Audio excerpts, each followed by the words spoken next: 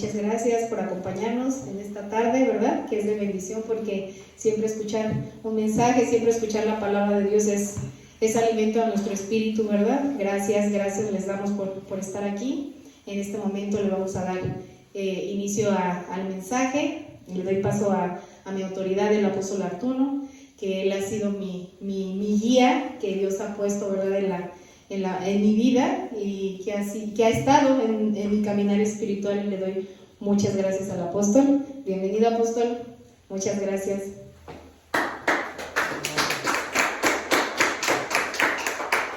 Gracias, estoy contento de estar aquí con ustedes. Siempre va a ser un privilegio, ¿verdad? Hablar de la palabra de Dios, y qué mejor que estemos todos reunidos en un mismo sentir, en un mismo espíritu, y creo que siempre va a haber un mensaje de la palabra de Dios, de la Biblia, para nosotros. Puede cerrar sus ojos. Voy a dar gracias a Dios. Padre celestial, en el nombre de nuestro Señor Jesucristo, de Yeshua el Mesías, te agradecemos por estar reunidos en este lugar, aquí en Estados Unidos, en el estado de California. Gracias por tu pueblo que está aquí escuchando tu palabra, por mi hermana Claudia. Gracias por su familia.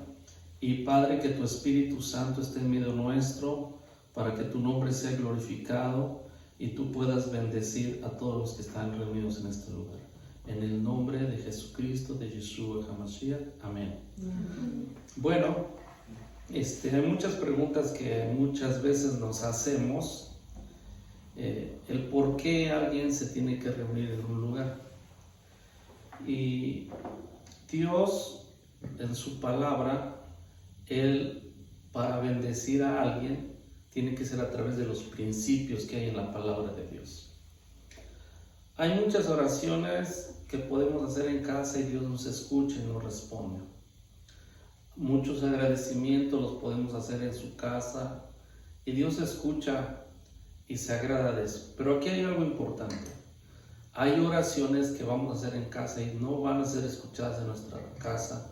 Hay veces que vamos a expresar gratitudes y esas no van a ser recibidas en nuestra casa. Entonces, Dios estableció lugares donde pone su nombre, que es lo que hoy vamos a hacer. Vamos a orar, vamos a ungir una autoridad espiritual aquí. Entonces, ahí hay ciertas oraciones que son escuchadas y no en casa. ¿Por qué? Solamente Dios sabe por qué puso sus principios. Entonces, para ser bendecidos, es necesario en algunas áreas de nuestra vida que haya un lugar donde vayamos y le busquemos a Dios. De hecho, cuando se construyó el templo, cuando Salomón construyó el templo, él mismo dijo que las oraciones de todos aquellos que vengan sean escuchadas. Esto no quiere decir que no se pueda dar gracias a Dios en casa. Simple y sencillamente que hay lugares donde Dios ha puesto su nombre y hay lugares a donde Dios va a bendecir ahí a su pueblo. ¿Cuántos están conmigo? ¿Amén?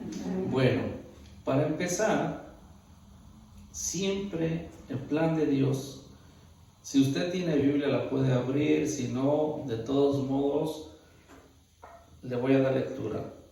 En Génesis capítulo 1,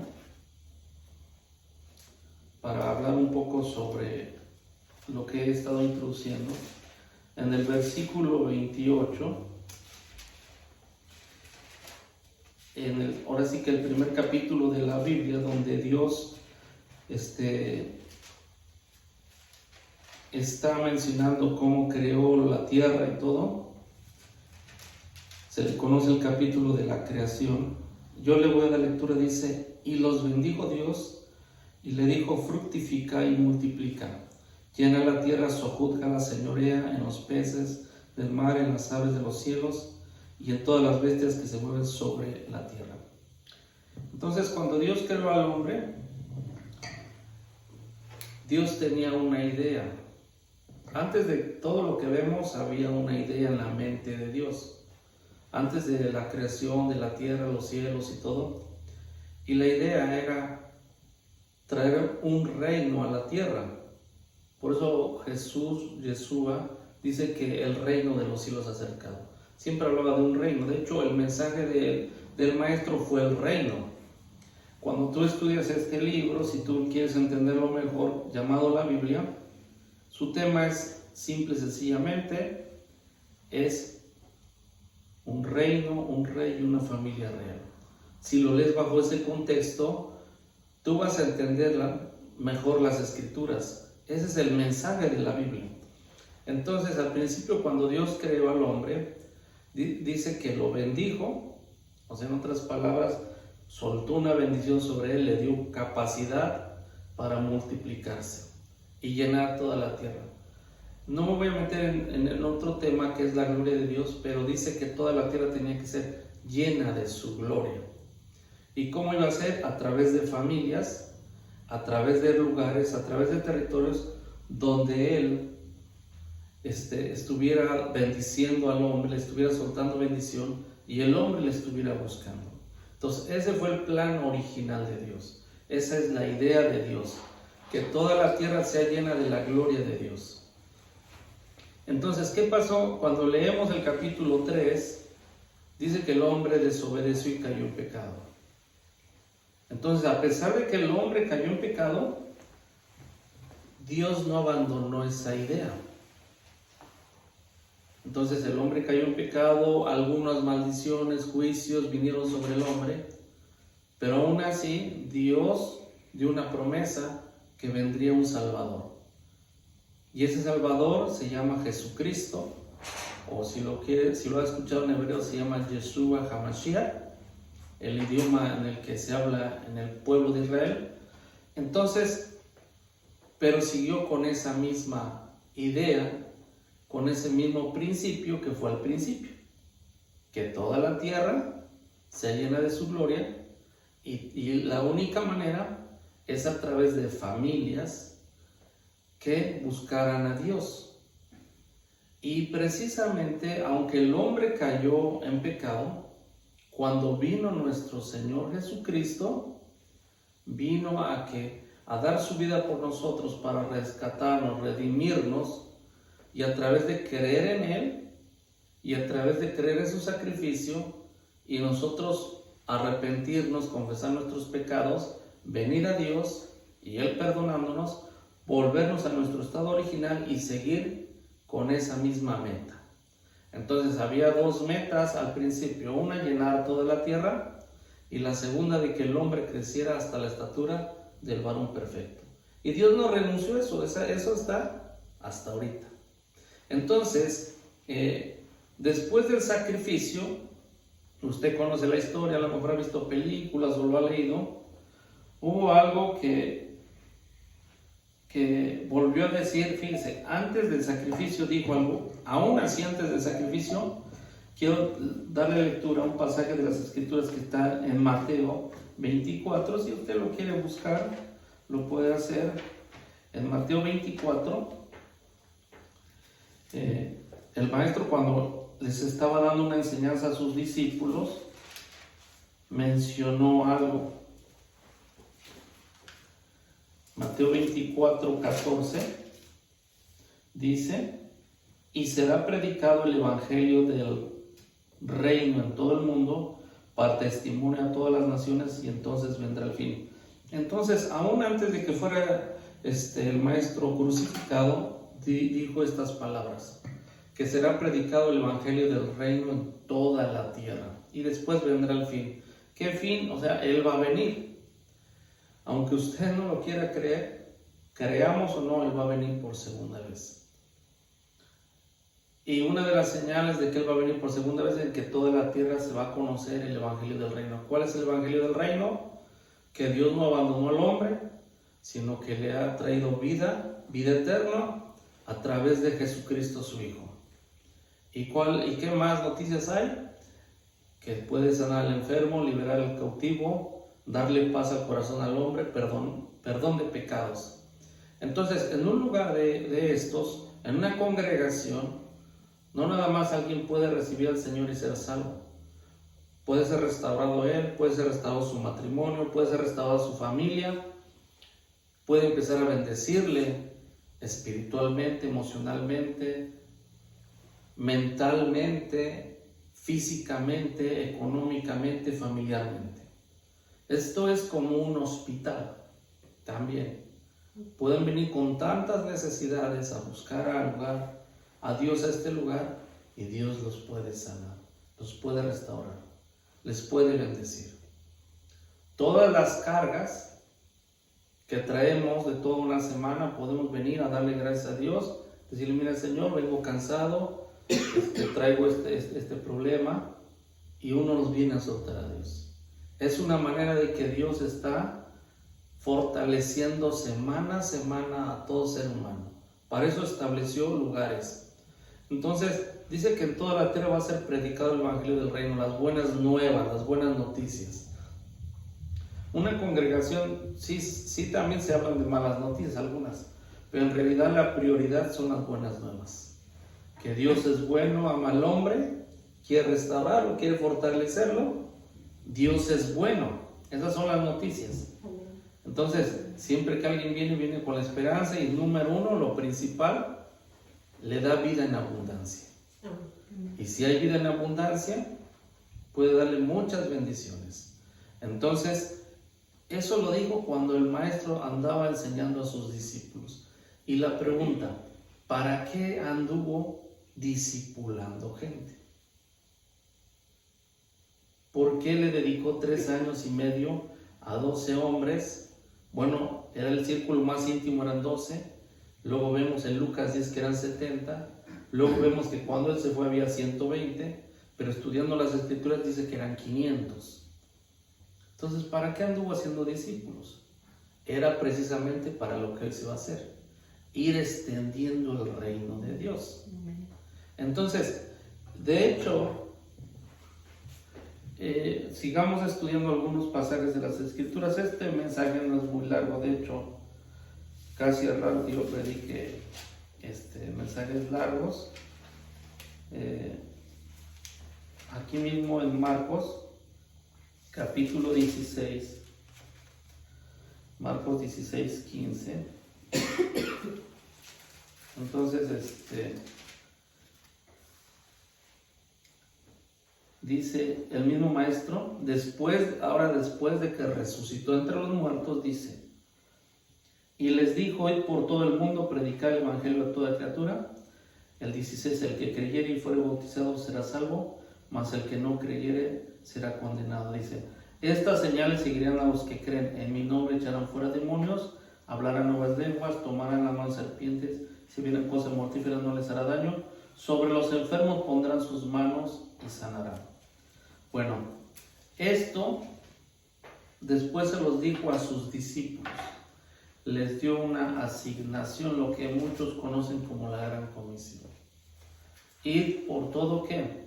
El mundo, toda la tierra. Cuando yo empecé, igual así, de hecho aquí somos muchos al lado cuando yo empecé, esa es la verdad. Entonces era un lugar, la mitad de este lugar, o creo menos. Entonces empecé a predicar el evangelio. ¿Por qué? Porque yo ya llevaba 4 años estudiando, así como nuestra hermana Claudia tuvo que pasar por un curso, una escuela bíblica, un instituto. Entonces llegó el momento de que yo siguiera obedeciendo lo que Jesucristo le dijo a los discípulos, nuestro maestro. Entonces, porque si nomás hubiera venido a salvar al mundo y ya crean en mí, ya no. Tiene que haber un discipulado. No que sean creyentes, una cosa es creer y otra cosa es ser discípulos. Discípulos es ponerse bajo autoridad de una enseñanza de cómo seguir la obra de Dios, del reino de Dios. Entonces, empecé, yo tenía 24 años, 25, estamos hablando de hace 25 años, cuando empecé de lleno. Yo conocí de la edad de niño, ¿no?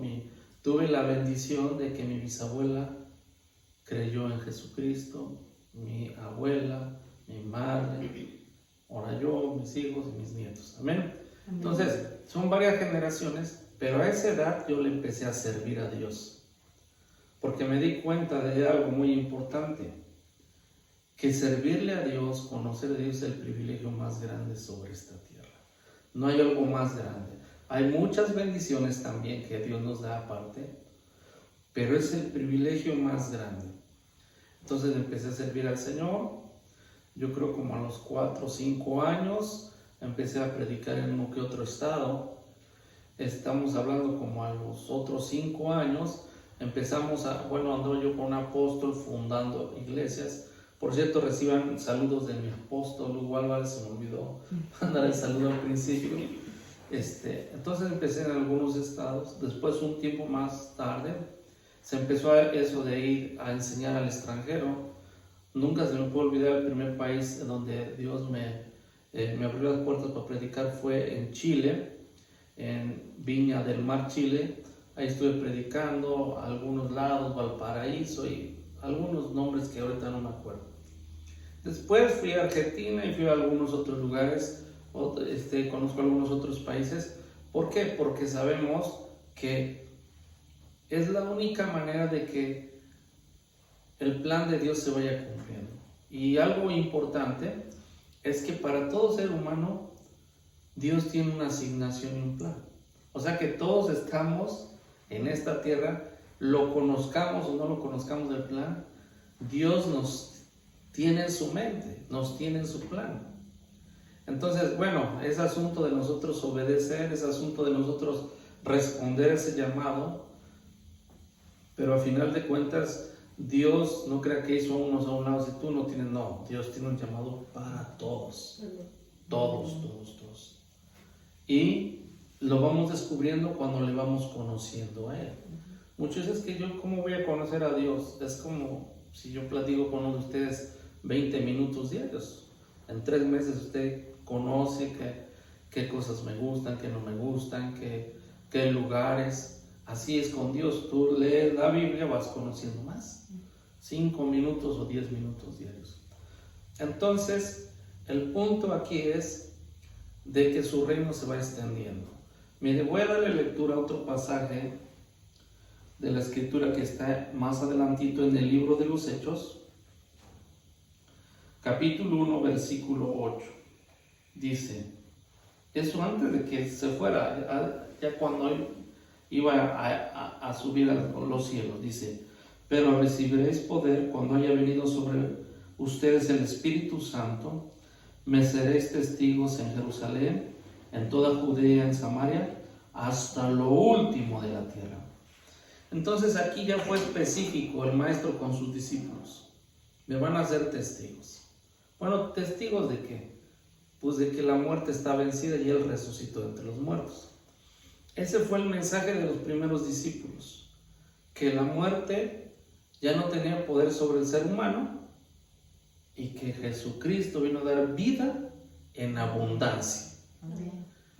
Dice, pero van a recibir poder del Espíritu Santo. Por eso lo que hoy va a haber un ungimiento es un acto físico que tiene un efecto espiritual. ¿Por qué? Porque vamos a decirlo, primero tenemos que responder a nuestro llamado, decir, bueno, sí creo que tiene Dios un llamado para mí. Empezar a conocer más a Dios y su palabra. Porque todo ser humano tiene un llamado. Todos. No hay uno que no diga en esta tierra que Dios lo creó sin un llamado, sin una asignación. Pero antes de que siga comentándole, le voy a dar lectura a otro pasaje de la Escritura, porque quiero comentarte algo. Es en Mateo capítulo 20.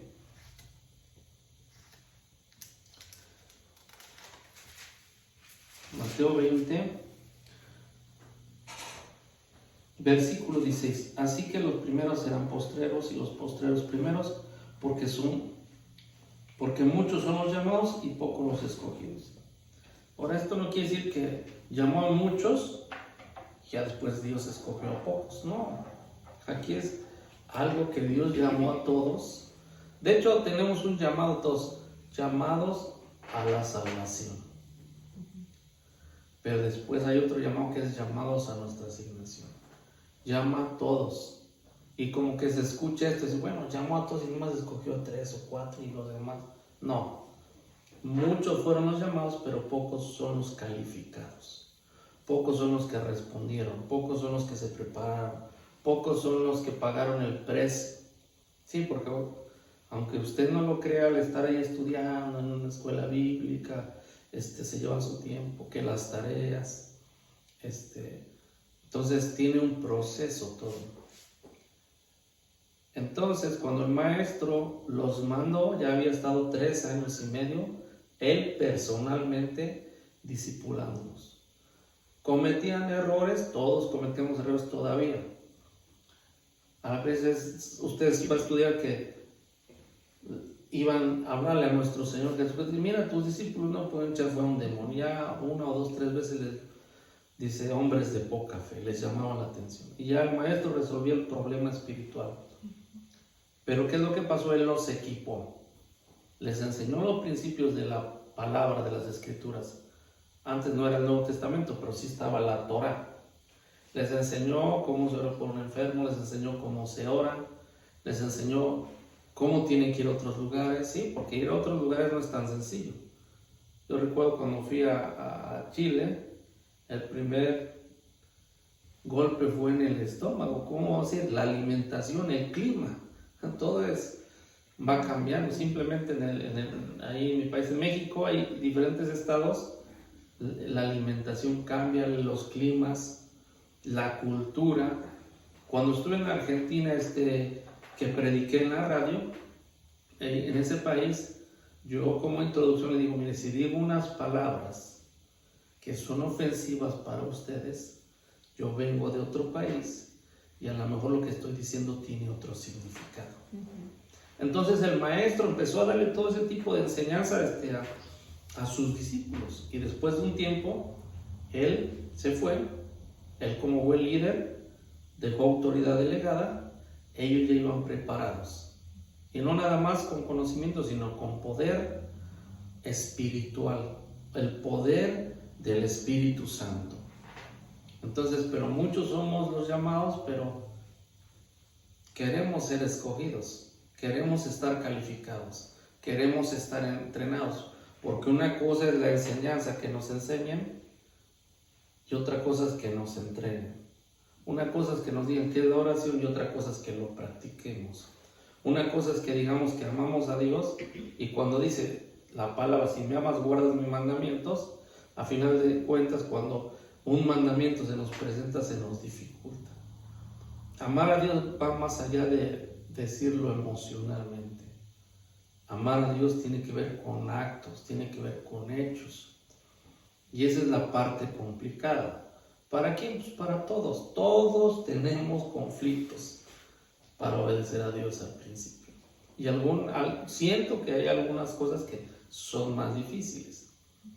Yo cuando me mandaban a un lugar, a un estado allá en México, había un estado que no quería ir ni de broma, porque era complicado.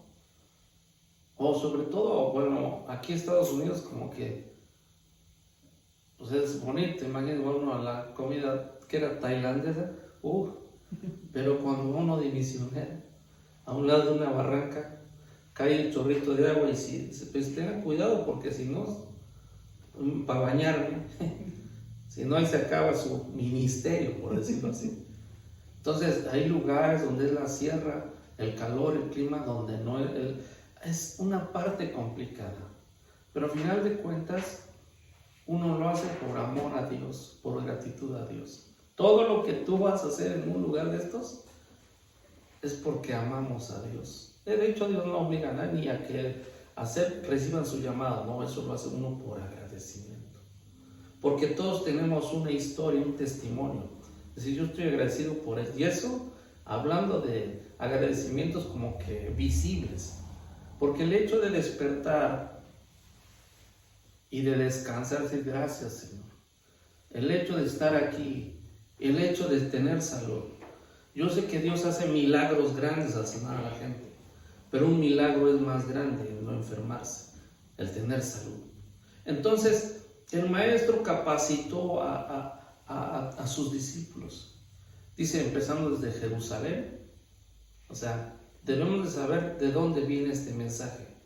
Desde Jerusalén, Judea, Samaria, dice, hasta lo último de la tierra. Entonces, hay muchos hombres y mujeres que no han rechazado a la palabra de Dios ni a Jesucristo. Entonces, ¿por qué no son salvos? Porque no ha llegado el mensaje. ¿Quién cree que lo va a llevar? Todos aquellos que hemos recibido ese regalo, queremos compartirlo. Entonces, esto es muy importante. Es muy importante. Pero para eso Dios lo hace en orden. Establece autoridades. Yo, un llamado a la salvación, fui salvo. Un llamado al ministerio, lo recibí. Me preparé. Oraron por mí como ministro. Luego otro paso, que es lo que hoy vamos a hacer, es ser ungido. Y luego hay otro paso más arriba. Ser ungido a veces ya en un grupo de ancianos o líderes. Y luego hay otro, un ordenamiento. Entonces, yo como a los 15 años mínimo me pidieron de 10 años mínimo para que me ordenaran como ministro. Me ordenaron como pastor, luego como maestro, bueno, más bien me ungieron como pastor, luego como maestro, más adelante en las áreas proféticas y mucho más como apóstol. Apóstol no es que un ministerio sea más que otros, simplemente que ese oficio son los que hacen ordenamientos en la administración del reino de Dios.